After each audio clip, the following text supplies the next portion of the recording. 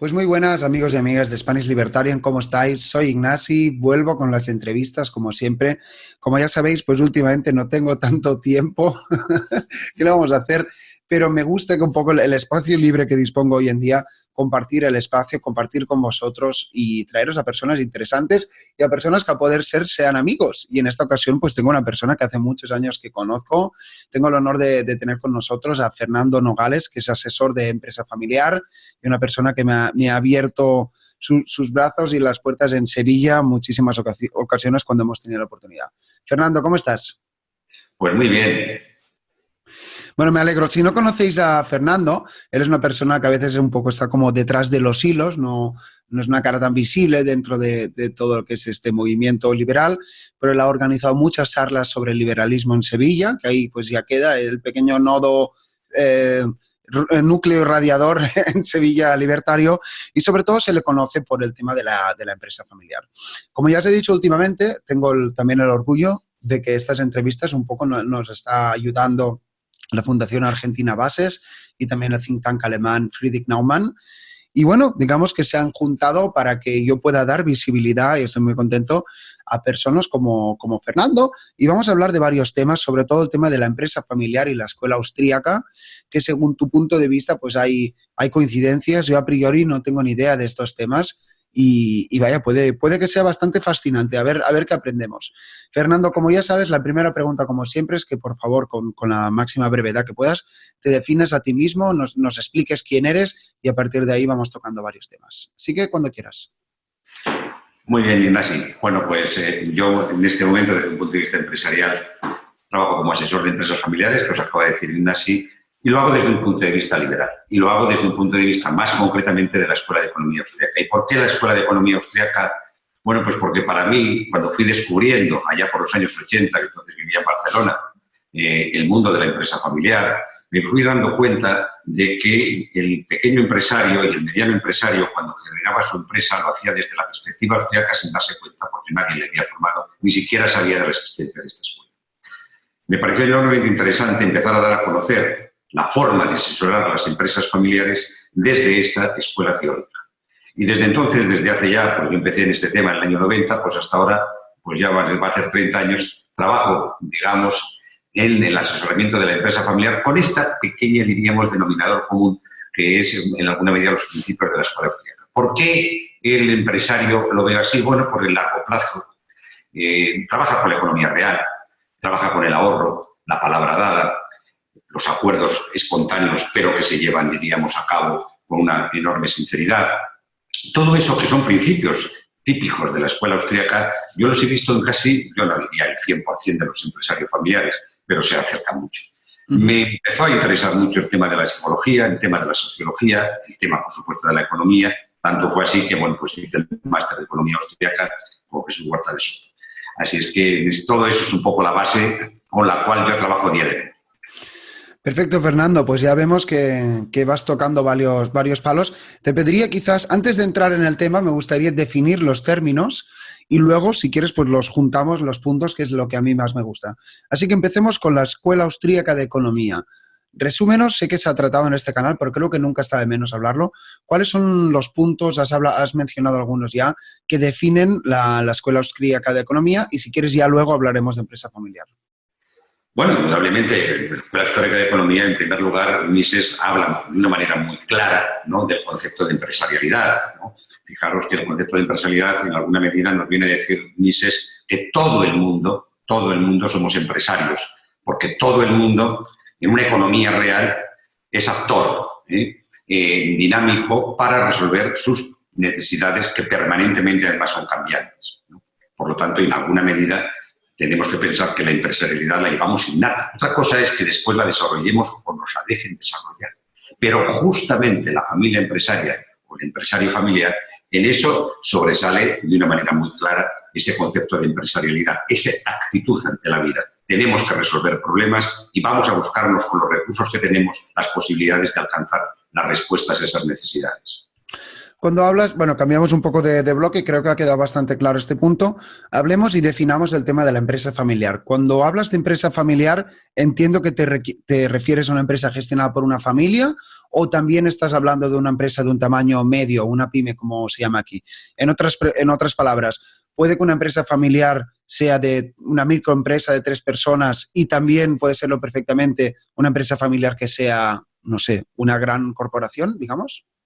Sí, además, mira, aproximadamente el 80% de las empresas familiares en el mundo, de las empresas del mundo son familiares. Aproximadamente el 80%. Depende del país y depende de las variables políticas de cada momento, ¿no? Y ahí, lógicamente, la mayoría pues, son pequeñas empresas familiares. Pero no olvidemos que todas las empresas familiares nacen pequeñas. Alguna rareza hay que nace grande, por herencias o por alguna serie de cosas, ¿no? Pero las empresas familiares nacen pequeñas, se hacen medianas y acaban muchas de ellas siendo grandes. El 60% de las empresas familiares de todas las bolsas del mundo, de las empresas que cotizan en bolsa, perdón, de todo el mundo, son familiares. Bueno, pues muy curioso. Y entonces, bueno, sigamos definiendo. Entonces, ¿cuál es la alineación de astros, vamos a llamarle, que hace que una empresa familiar pues surja y pueda expandirse y pueda mantenerse? ¿Cuál es el decálogo de puntos, digamos, de valores inherentes que crees que debe tener una empresa familiar para que se adscriba, desde tu punto de vista, a los principios de la escuela austríaca? No, bueno, vamos a ver, yo te haría una pequeña reflexión, ¿no? Es decir, la importancia de la empresa familiar, a mí me gusta cambiar los términos de familia empresarial, porque desde la historia de la humanidad, la familia ha sido la creadora de la empresa. Ya, si habláramos desde el punto de vista antropológico, bueno, pues allá por hace 20.000 o 30.000 años aproximadamente, cuando los seres humanos empezamos a salirnos un poco del mundo de los homínidos, empezamos, digamos, como familia, a ser las primeras productoras. Los homínidos siguieron tomando, digamos, sus alimentos pues, de la naturaleza, digamos, espontánea. Y los primeros humanos empezaron a producir esos alimentos de una manera directa.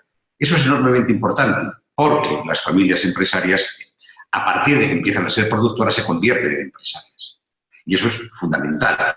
La primera, digamos, institución social evolutiva que crea la familia es la empresa. Y eso, desde el punto de vista de las instituciones sociales evolutivas de la escuela austríaca, nos tiene que dar, digamos, hacer pensar. La segunda institución importante, y viene también creada por la familia empresaria, es la propiedad privada. Porque cuando empezó a plantar tomates, cebollas, ajos para la subsistencia, lógicamente esos ajos, esas cebollas eran propiedad privada. Claro que existían después, digamos, en la naturaleza espontáneamente todos esos alimentos y los podía cualquiera recoger, pero esos eran suyos, había nacido la propiedad privada. Una institución que en este momento no seguiríamos estando con el desarrollo que estamos si no existiera esa institución social evolutiva llamada propiedad privada. Pero con la propiedad privada, cuando en la medida en que fueron, en alguna medida, cada vez siendo mucho más hábiles los seres humanos en la producción de bienes, con los excedentes empezaron a intercambiar esos excedentes con otros bienes que no producían, pero sí tenían necesidad de ellos, ¿no? Entonces nace el mercado, otra institución social evolutiva, el intercambio. Y los mercados al principio eran, bueno, pues parcos, lentos, en fin, ya sabemos un poco todo lo que eran, ¿no? Y empezaron a preguntarse si había alguna posibilidad, pues claro, yo llevo los tomates y necesito lechugas, pero claro, el que tiene lechugas no necesita tomates, entonces ahora ¿cómo lo hacemos? ¿Habría algún bien que todos nos gustaría tener para intercambiarlo porque todos los necesitamos? Y nace el dinero. El primer dinero fue la sal, porque había que, en alguna medida, en las épocas difíciles de invierno, pues conservar los alimentos porque no había posibilidad de conseguirlos, pues bueno, pues en la tierra normal y corriente. Nace el dinero. Y con el dinero resulta de que nace una cuestión muy importante, ¿no? La capacidad de crear capital para que en alguna medida pudiéramos producir bienes por encargo. Y los encargos había que cumplirlos. Nace el contrato y con ello nace la ley, otra institución social evolutiva. Y con los mercados, y con los acuerdos, y con la ley, no solamente Hoy es la base de la economía real que tenemos y todo eso lo hacen las familias. Y lo hacen las familias hace 20.000 años y se ha ido desarrollando cada vez más. Pero las familias no solamente generan riqueza económica, también generan riqueza subsidiaria dentro de las familias. Nace el lenguaje y con ello la educación. Y eso es enormemente importante porque el Estado ahora nos ha robado hasta la educación. Y uno de los problemas, digamos, serios que tienen las familias empresarias es que están delegando la educación en el Estado. Hoy tenemos un problema de sucesión en las empresas familiares, porque los hijos no están educados en los principios que fueron educados, que crearon sus familiares cuando fundaron las empresas. Eso es enormemente importante también tenerlo en cuenta. Todo eso lo hicieron las familias. Y hoy el mundo desarrollado que tenemos, lo tenemos gracias a las familias. Ese 80 aproximadamente por ciento de empresas familiares que existen en el mundo, si pararían el mundo. Muy bien. Bueno, Fernando, pues te ha quedado muy bien esta respuesta, ¿eh?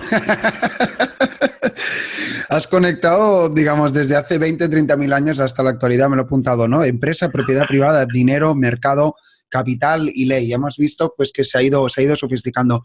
Más o menos para ir cerrando este bloque, me gustaría hablar también de uno de los temas más importantes de la escuela austríaca, que es el tema del valor subjetivo, que yo creo que es casi lo que sería más importante de la escuela austríaca, y de ahí también, si me permites que introduzca, que viene el cálculo económico, ¿no? Que también es algo que se ha hablado muchas veces desde Mises, Hayek y demás. Este es tema, ¿no? La intersubjetividad y el cálculo económico. ¿Qué papel juegan estos elementos dentro de lo que sería la acción empresarial desde el ámbito familiar? Bueno, indudablemente que en la empresa familiar el concepto de empresarialidad está muy desarrollado por razones obvias, más cuando tenemos familia. Y las propias necesidades las tenemos que resolver, pero si tenemos hijos se multiplican esas necesidades, ¿no? Y sobre todo se multiplica, digamos, la perspectiva, diríamos, de desarrollo económico en el tiempo. ¿Qué necesitará mi hijo del año que viene o dentro de 2 años? No solamente yo o mi compañero o mi compañera, ¿no? Indudablemente que el concepto subjetivo es un concepto de jerarquía de valores. Esa jerarquía de valores es lo que nos hace a nosotros desarrollar nuestras propias identidades. Eso es enormemente importante. Porque cuando nosotros producimos en función de la demanda de nuestras necesidades, estamos en la economía real. Uh-huh. Justamente la economía de Estado es totalmente contraria. Es una economía de carácter político, no de carácter de economía real, ¿no? El tema también viene a cuento cuando hablas del subjetivismo, porque el concepto de empresario, más allá del de empresarialidad, si tuviéramos que decir alguna pequeña diferencia institucional, ¿no?, entre la empresarialidad, que es una necesidad, una actitud ante la vida, y el empresario, bueno, la empresarialidad busca dar respuesta a las necesidades propias. El empresario busca dar respuesta a las necesidades de los demás. Claro. Y ahí tenemos un concepto de subsidiariedad, de solidaridad. Es decir, esto es enormemente importante. Y lo tenemos que plantear, además, desde una perspectiva fundamental, que tiene que ver con el conocimiento y el talento humano. En la empresa, lo que se valoran son los conocimientos. Y los conocimientos en una empresa no salen de la nada, salen del talento que los produce. Una empresa es un conjunto de talentos. En una empresa familiar, lo primero que hace el fundador es tener la perspicacia, la sensibilidad de captar los mejores talentos de todos sus miembros. Ya veremos después cómo los usamos. Uh-huh. Es importantísimo captar el talento. No sobra ningún talento. Y los mejores empresarios generan estructuras como si fuera un panal de abejas para que cada miembro de la familia se meta en su nicho aprovechando, digamos, el mejor talento de producción. Uh-huh. Eso se hace además desde una cierta, como diríamos, espontaneidad. No viene, diríamos, alguien de arriba marcando objetivamente, sino subjetivamente el proceso, diríamos, de organización de la vida. Eso merece la pena tenerlo en cuenta, porque si hablamos de empresarialidad, de empresario y de empresa, la empresa no es el empresario, pero fundamentalmente cuando el empresario tiene esa visión de cómo dar respuesta a las necesidades ajenas, monta una estructura que es una estructura que parte de la información con la que él trabaja, y esa información que es global acaba detectando quiénes tienen las capacidades de manera desagregada para poder construir ese conjunto de posibilidades, esa organización que llamamos empresa. Esa organización la coordina, y la coordina el empresario. La coordina desde su concepto subjetivo de dar respuesta a las necesidades propias y humanas, y antes que la competencia, y mejor que la competencia, y con menores costes que la competencia. Bueno, pues muy, muy interesante el punto. Cambiamos temporalmente de bloque, más o menos. Me gustaría hablar de la gestión familiar, que entiendo que está relativamente relacionada con el tema de la empresa familiar, pero quizás es como la parte de atrás. ¿Qué papel juega la gestión de la propia familia, en la que normalmente, por términos generales, la jefa pues suele ser la mujer, que ya sabemos que suele tener la cabeza mejor amueblada que los hombres? Digamos, ¿cómo se complementa, para ponerlo sin una dicotomía, la gestión familiar de lo que sería la empresa familiar? ¿Hay correlaciones, se complementan y demás? Sí, bueno, vamos a ver, esto es un importante, ¿no? Si quieres, después hablamos un poco de los procesos sucesorios, pero fundamentalmente, si tuviéramos que hablar de la complementación de la empresa familiar, las empresas exitosas lo son. Las empresas familiares exitosas lo son porque se dan dos características fundamentales de carácter psicosociológico y económico. Una, siempre tenemos en la empresa un perfil altamente emprendedor. En términos generales y mayoritarios, este perfil lo suele dar el varón, ¿no? Las empresas familiares que continúan generación tras generación tienen otra característica importantísima, y es la cohesión. Y ese perfil normalmente lo dan las madres, ya desde la primera generación. Y esto es enormemente importante porque cuando hablamos de la búsqueda de sucesores en la siguiente generación, tienen que estar presentes los sucesores esas dos características. Y si a mí me preguntas, Fernando, ¿y en los procesos sucesorios, cuando son exitosos, en una persona se da esa doble característica, como diría Maquiavelo, ¿no?, en su famoso Príncipe? ¿Quién en este Principado, Verona, Florencia, de la época, ¿no?, de Maquiavelo, quién en este Principado tiene guante de seda y puño de acero, ¿no? ¿Quién tiene una enorme habilidad negociadora ante los conflictos, las diferencias entre ramas familiares, hermanos, primos, generaciones mayores, generaciones menores? ¿Y quién, ¿no?, tiene además, digamos, una persona enormemente ejecutiva con visión de negocio que es capaz de generar riqueza permanentemente ante la competencia? Bueno, esas dos características están bastante, digamos, presentes en las generaciones fundadoras. Y es muy difícil que estén después en las siguientes también en una sola persona. Y cuando se elige a un sucesor, se elige pensando que tiene esas dos características. Pocas veces le he encontrado, digamos, en un sucesor o sucesora esas dos características. Un mirlo blanco. Dicen que lo hay. Yo no lo he visto después de 30 años en un sucesor esas dos características, ¿no? Entonces, bueno, pues esa sería para mí una cuestión fundamental que diferencia, diríamos, las empresas familiares exitosas de las no exitosas. Las que continúan generación en generación y se convierten en sagas familiares, y las que en la siguiente generación, después de la fundadora, fenecen. El 60%, 70% incluso de las empresas familiares, cuando pasan de la generación fundadora a los hijos, desaparecen. Es un buen punto. Me gustaría hablar un poco más de este tema de la sucesión, y yo creo que también incluso podríamos hablar de la educación, que lo habíamos dejado colgando antes. La pregunta en este caso es, no sé si es demasiado genérica, ¿no?, pero ¿crees que se han perdido un poco los valores del aprendiz, digamos, ya sea el hijo o el nieto o el sobrino? Incluso no tiene por qué ser solamente la familia nuclear dentro de la familia, dentro de la empresa familiar. Es decir, por ejemplo, mira, el otro día pues fui a un bar aquí al lado que lo regentan unos chinos, y había la hija, que yo creo que debe tener 13, 14 años, pues que está ahí aprendiendo, está dando una ayudita. Yo creo que está aprendiendo valores pues de responsabilidad, de profesionalidad, don de gentes, incluso de conciencia del trabajo duro, ¿no? Y me sorprendió, ¿no? Dije, tengo la sensación que eso se está perdiendo. Me gustaría saber tu opinión al respecto, Fernando. Sí, indudablemente que yo siempre digo que una educación que nos sirve, digamos, para tener capacidad práctica, indudablemente, posiblemente desde el punto de vista de la instrucción, deja mucho que desear. ¿Qué pasa? Bueno, pues que normalmente, vuelvo a repetir, la educación la hemos perdido las familias. Fíjate que este nuevo gobierno que está incipiente, ya veremos si al final acaba o no acaba de salir, ¿no? Ya quiere implantar la educación desde 0 años. ¿Sí? Esto comparativamente con lo que dices de tu bar de chinos que está ahí, ¿no? Bueno, pues indudablemente es muy distinto, ¿no?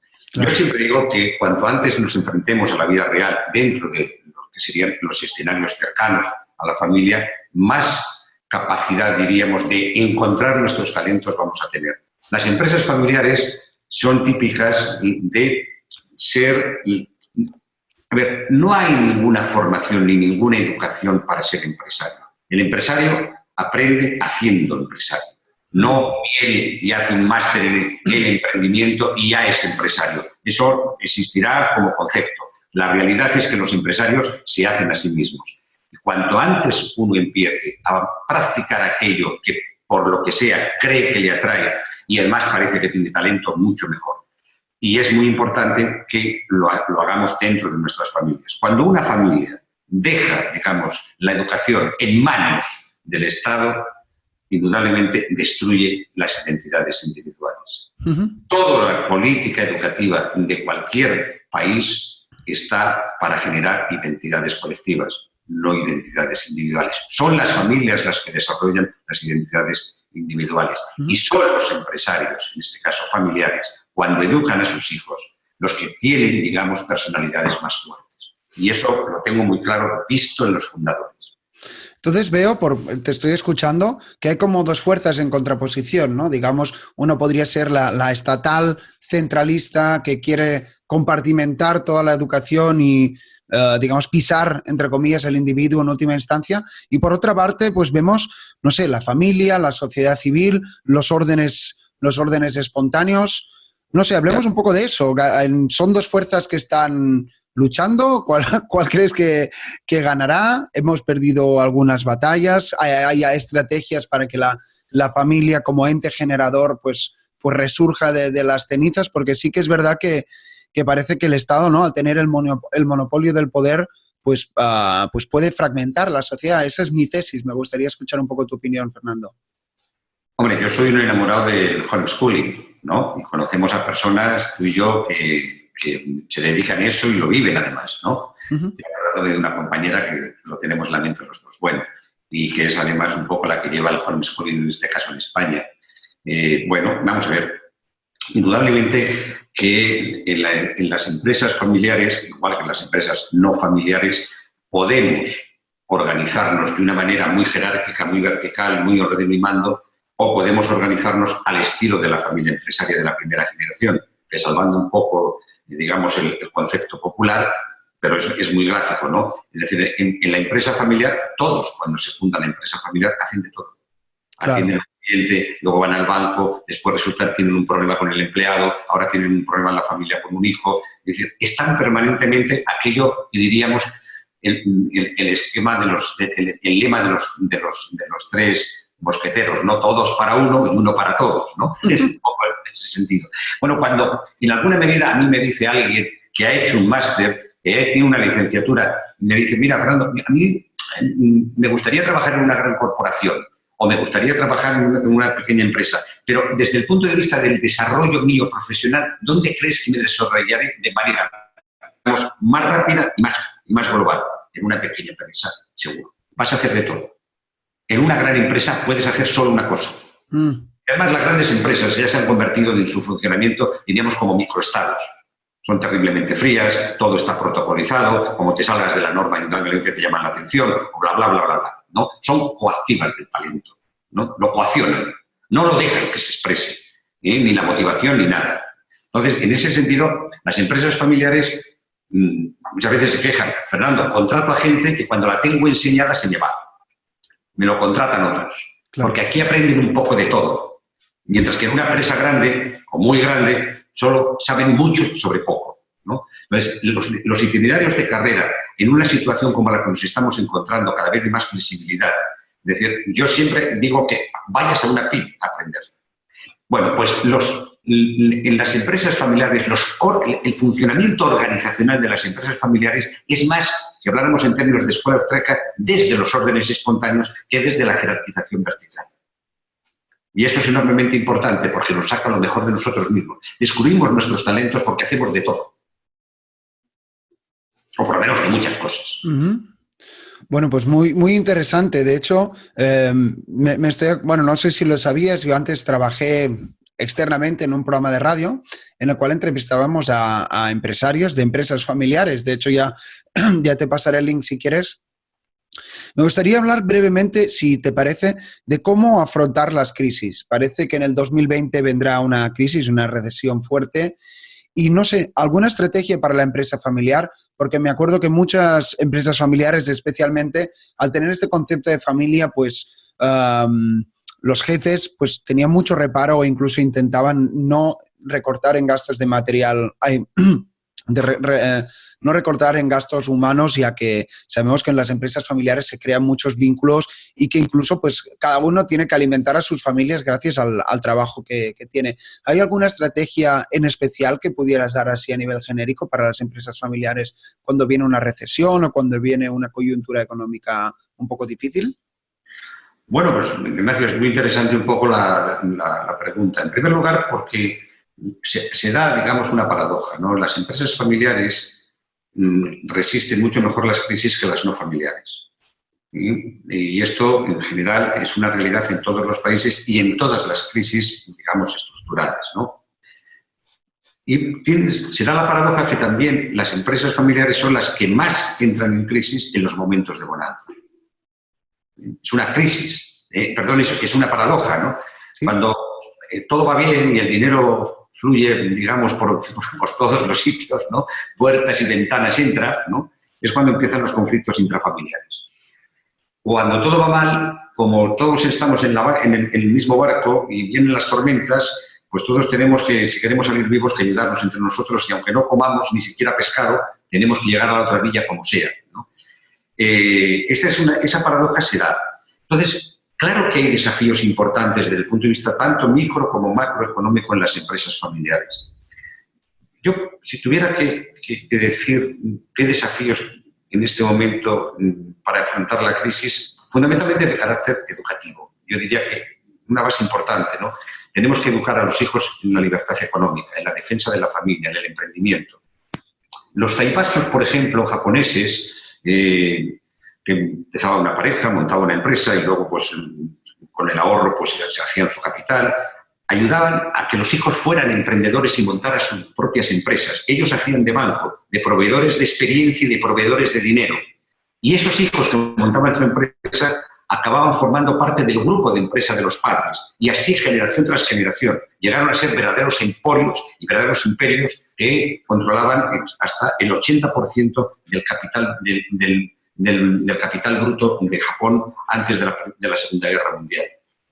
Bueno, ese proceso, diríamos, en cadena, ¿no? De ahorrar, de hacer que los hijos sean emprendedores, de conseguir, digamos, aceptar que el endeudamiento sea el mínimo o marcar límites muy claros y muy rígidos de endeudamiento. Pasado este límite, ese proyecto no se lleva a cabo porque no tenemos medios. No depender de los demás, ser, digamos, altamente austeros y conseguir en alguna medida que más allá de los emprendimientos, las inversiones en los propios proyectos, se creen sociedades patrimoniales que acaben siendo, por decirlo así, las reservas para nuevos emprendimientos. Esto es enormemente importante. Por eso siempre les digo que tengan una muy buena formación económica los hijos de las empresas familiares. Económica, no solo financiera, económica, ¿eh? Y eso nadie mejor que la escuela austríaca ha hablado y ha expresado y ha comprendido lo que son los ciclos económicos. Y desgraciadamente también hemos aprendido cómo los políticos crean estos ciclos económicos cuando en la economía real no habría, digamos, ciclos económicos. Había bajadas muy suaves y alzamientos muy suaves con respecto, diríamos, comparativamente con los ciclos económicos. Otro tema importante que tienen las empresas familiares en los procesos de crisis, a veces se juntan con las transmisiones generacionales. Viene la crisis y además pues, el fundador, bueno, pues tiene ya 70 años Y los hijos, pues a lo mejor no tienen suficiente experiencia, o a lo mejor resulta de que, bueno, que tienen problemas de relación entre ellos.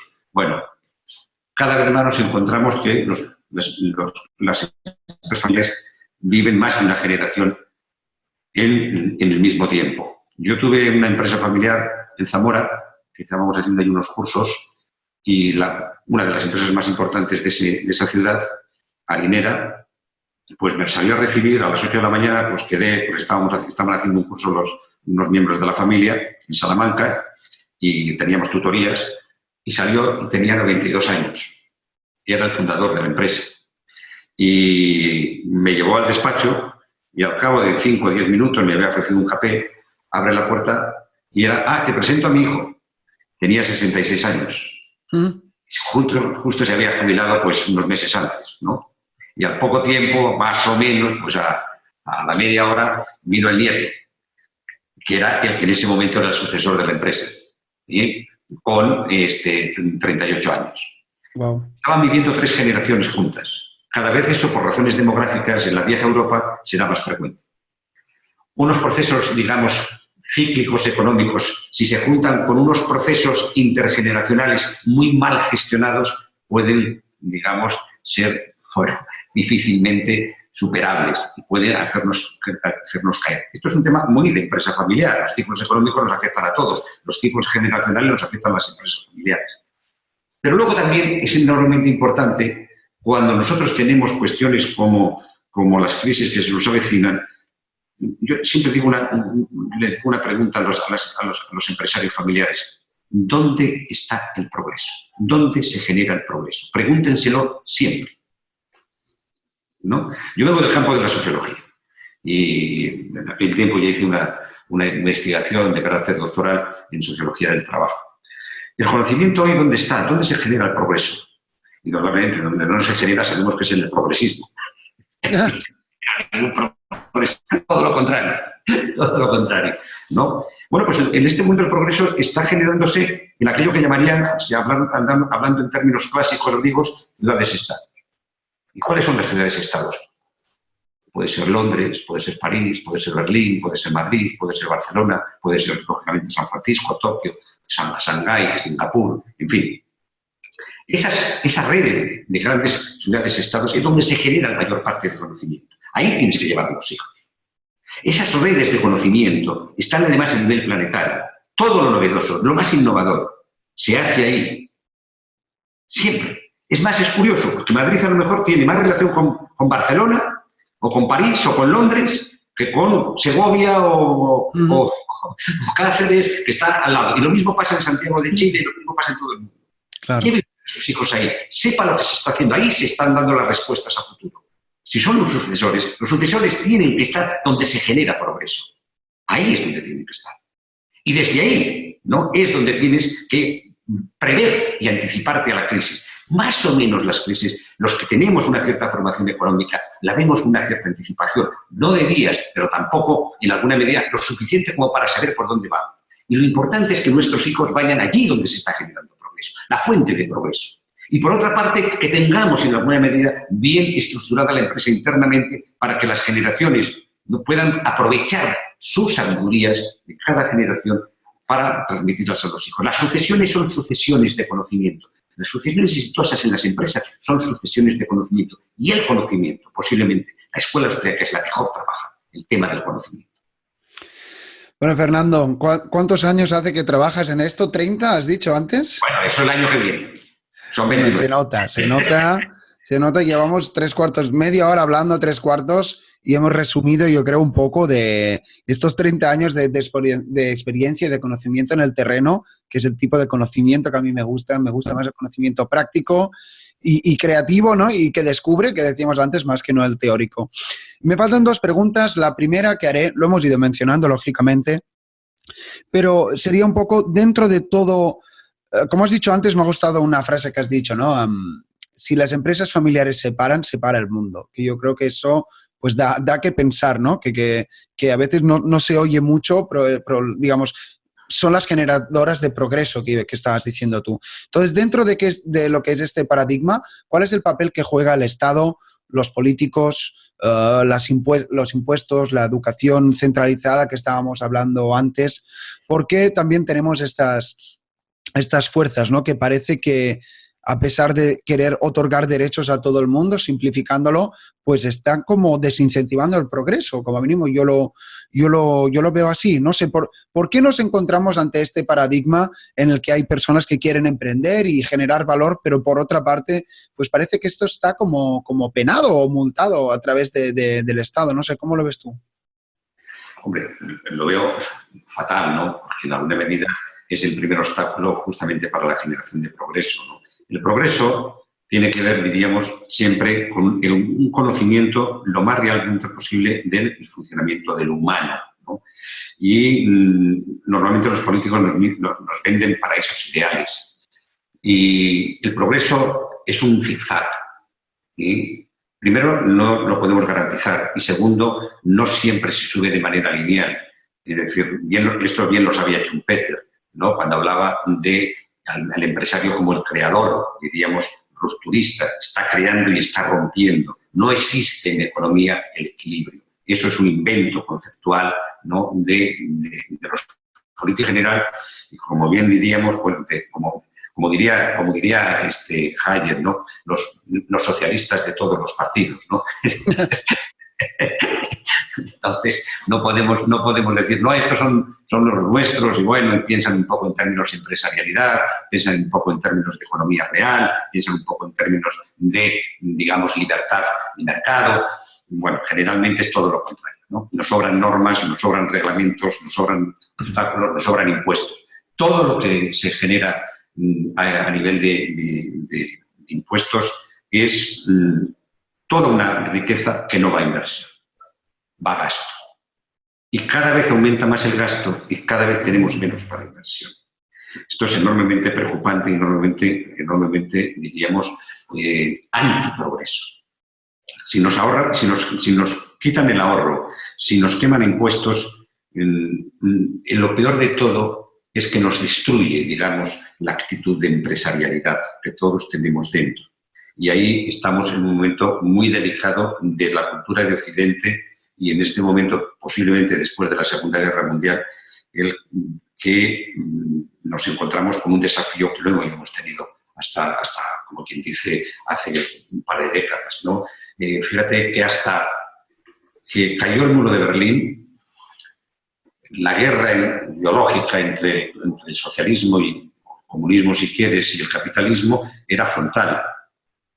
Cae el muro de Berlín y sigue la guerra del comunismo, del socialismo contra el capitalismo. Pero ahora no se hace frontalmente. Ahora la guerra se hace contra el capitalismo a través del capitalismo.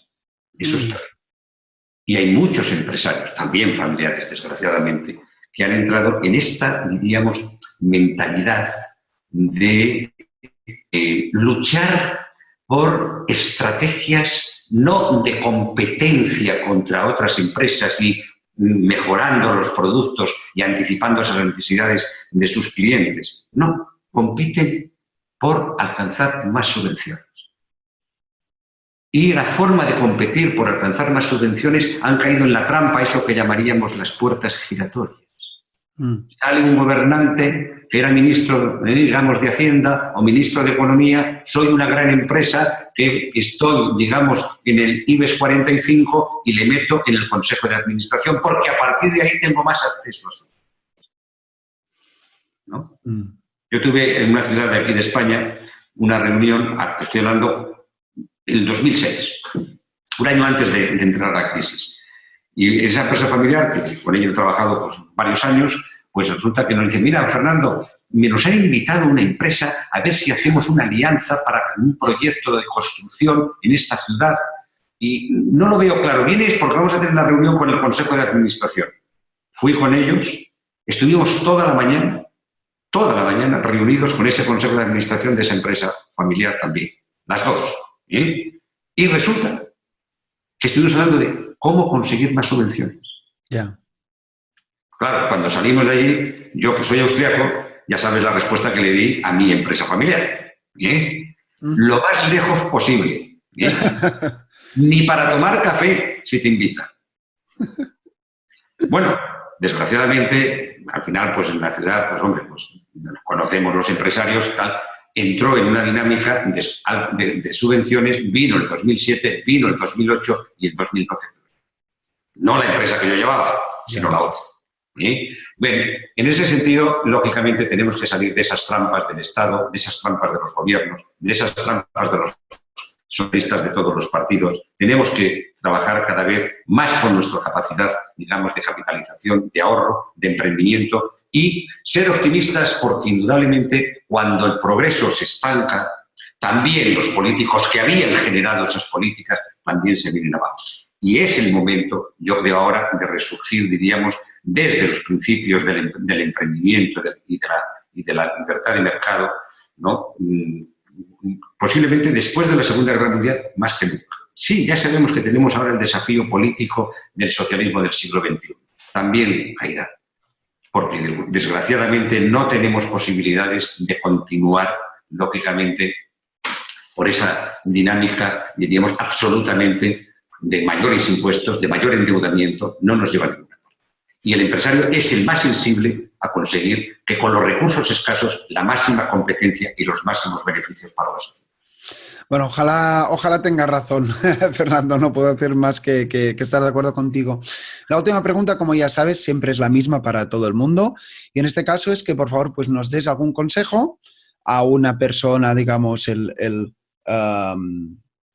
empresario medio que podría ser tu cliente, que se encuentra en disyuntivas, que tiene problemas, que tiene que contratar, tiene que innovar, tiene que pagar impuestos, tiene que competir, tiene que generar valor, tiene que estar preparado para las inclemencias y tiene que incluso que descansar y vivir una vida plena, ¿no? Que tampoco si no tenemos la cabeza lúcida no podemos hacer ningún proyecto empresarial. ¿Qué, así, a nivel genérico, qué consejo les darías? Bueno, insistiendo un poco en los tres apartados que dije antes. Por una parte, que eduquemos a nuestros hijos en la empresarialidad y en la libertad de mercado. Por otra parte, que procuremos por todos los medios que el ahorro no depender, digamos, de endeudamientos de los bancos o de los demás, ¿no? Que sean de nuestra capacidad de reservas, ¿no? Y luego, mucha lectura. Mira, yo aprovechando un poco voy a hacer una pequeña invitación. Hace 7 años, que yo acabé el máster de Economía Austriaca, creé la colección de Economía para familias empresarias de Unión Editorial. Ahora vamos a sacar el último tomo, o sea, el 7º, que va a ser sobre sociedades patrimoniales, la gestión de sociedades patrimoniales en las empresas familiares.